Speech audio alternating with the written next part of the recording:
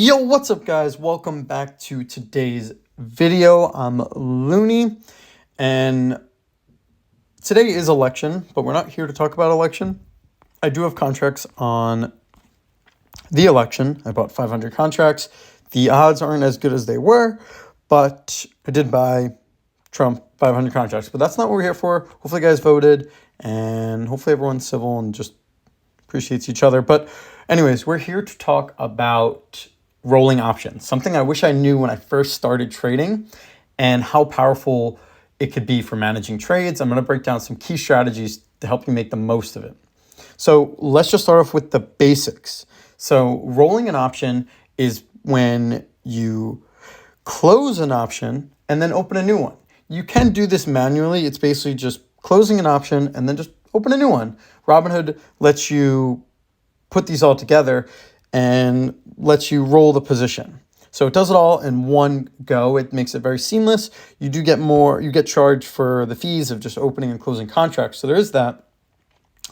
But it allows you to adjust to market conditions. So here's going to be the 3 reasons on why you should consider rolling an option. One is you avoid assignment. So before I rolled this, I had it at 17.5. And at the time, Mara was at 17.5. So I would have sold it off. I would have made profit. But the thing is I want to keep collecting it. I think it has more room to grow. I think 17.5 is not enough for me to get the money. So I decided to roll it. And now I'm collecting a net credit of 400 or 340. So making a lot of money with that one. And like I said, this goes into my second reason. And you collect more premium. By rolling, you get to collect additional premium for that time. So I rolled it to be 30 days out from the previous trade, and you do get charged for closing it, but then you get credited for opening a new trade. So to close it, it cost me, I think, $72. To open a new one, it was $240, and then times it by 2. So it's pretty interesting.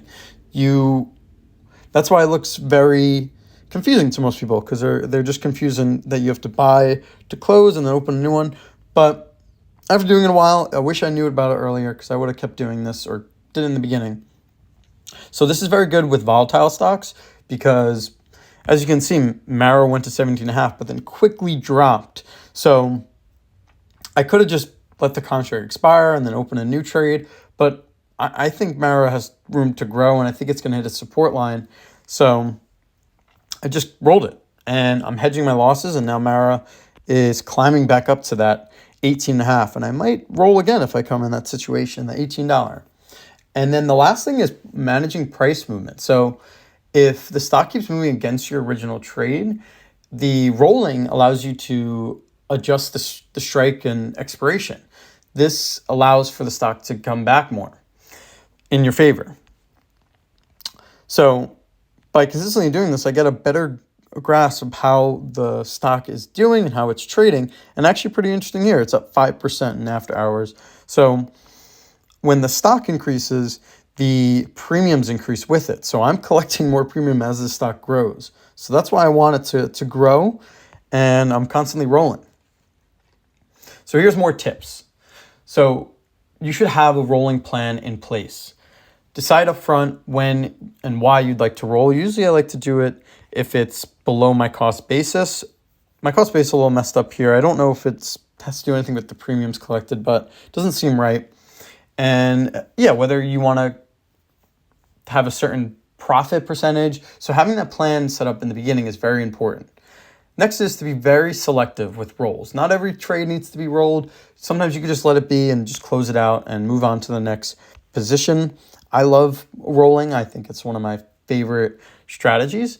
But for some, it might be a little too much management. So, and just look for optimal entry points. I usually roll about a few days before the expiration, because I like to just let things play out. I don't want to manage it so much.